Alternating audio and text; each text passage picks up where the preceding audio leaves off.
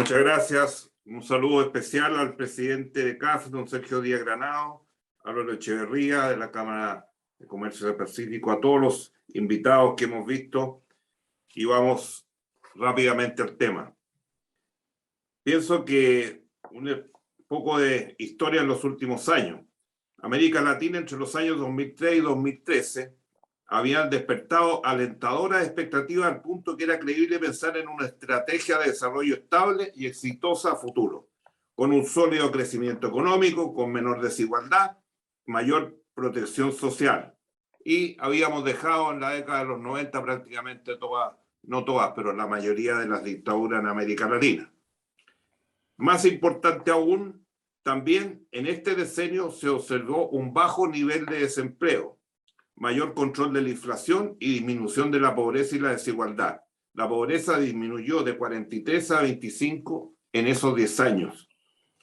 La desigualdad de ingresos bajó de 0,56, medido por Gini, 0,56 a 0,50, casi un 10%, etcétera. Podríamos dar muchas cifras de esa década que ya se nos fue. Muchas veces, como nos ha ocurrido en esta América Latina, la ilusión se desvaneció muy rápidamente. A partir de esos años, después de la crisis del 2009, muchas de las economías de América Latina hicieron un proceso de desaceleramiento de la actividad económica, especialmente en los países más grandes.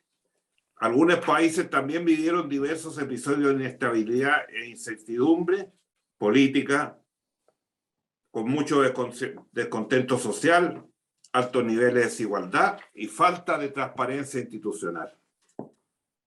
En consecuencia, América Latina no estaba pasando por un buen momento. Y a pesar de que las proyecciones para el año 2020 no eran positivas, no hubo pronóstico alguno que se acercara a lo que ocurrió a partir de marzo del 2020 con la propagación mundial y global del virus COVID-19. De hecho, CEPAL estima que los efectos de la pandemia pueden desencadenar la mayor crisis social y económica que en esta región haya conocido desde la Gran Depresión y de la cual esperamos salir, según las predicciones del año 2025. Numerosos organismos internacionales coinciden en que Latinoamérica enfrenta esta pandemia en una posición más débil que el resto del mundo, debido a que la mayoría de los países presentan tasas de crecimiento muy bajas previo a la crisis, balances fiscales muy deteriorados y altos niveles de deuda pública, países que están prácticamente en default. A eso se le suma una creciente inestabilidad política y descontento social. En términos del empleo, se observa ya un desempeño en ascenso y altos niveles de informalidad. A pesar de este sombrío escenario, estoy lejos de creer que todo se ha perdido. Por el contrario, creo, como siempre, si hacemos las cosas bien, podemos realmente salir fortalecidos de este trance y aspirar ahora sí a un futuro de mayor prosperidad. ¿Cuál veo yo que son las oportunidades?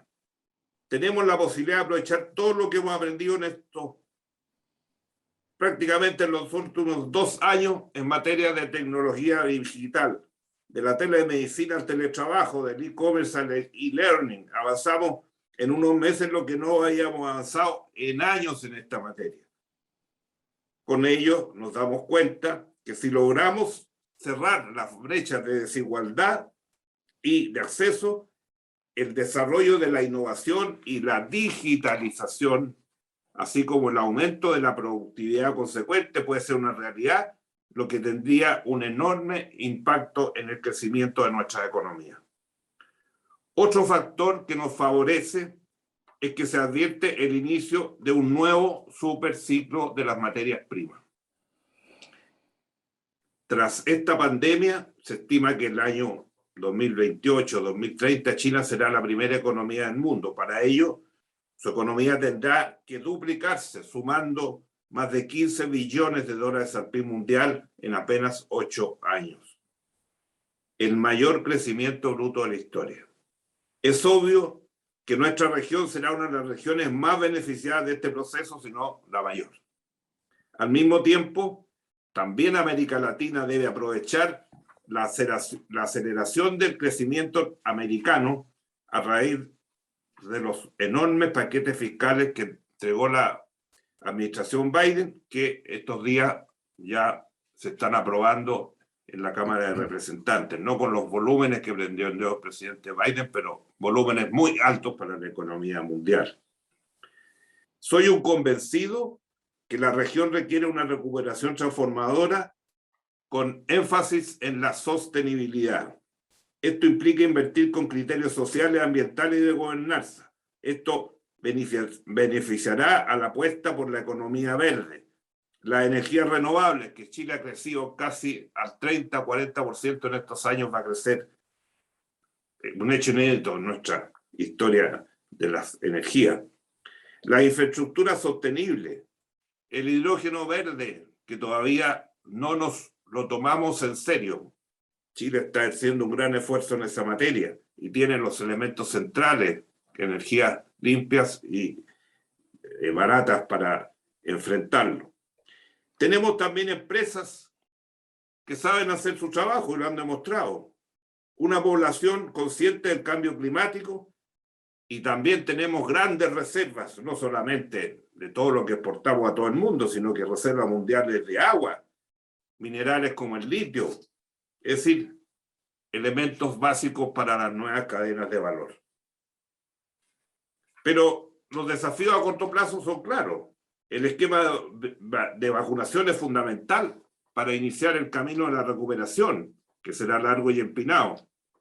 No solo son recursos, sino que fundamentalmente cooperación, en lo cual los organismos multilaterales tienen un rol fundamental.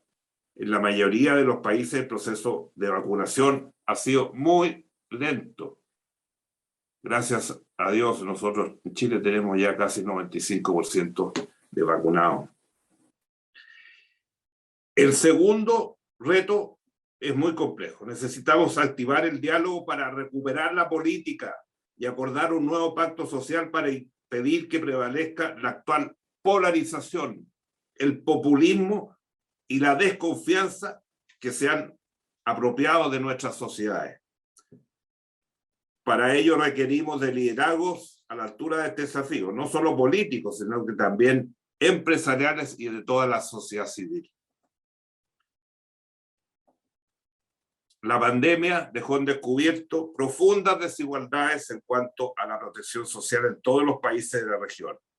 Los sistemas de protección social tenían niveles heterogéneos de desarrollo y presentaban visibles deficiencias de cobertura. No obstante, estos programas se convirtieron básicos para enfrentar la pandemia. Pero muchas veces la crisis sanitaria y social ha sido de tal magnitud que ha impedido que la población sea atendida eficientemente. Esta realidad hace necesario reforzar los sistemas de protección social con el objetivo de lograr una efectiva resiliencia social durante esta crisis y avanzar hacia la recuperación y con mayor justicia social. Quiero también referirme a las palabras del presidente de la CAF.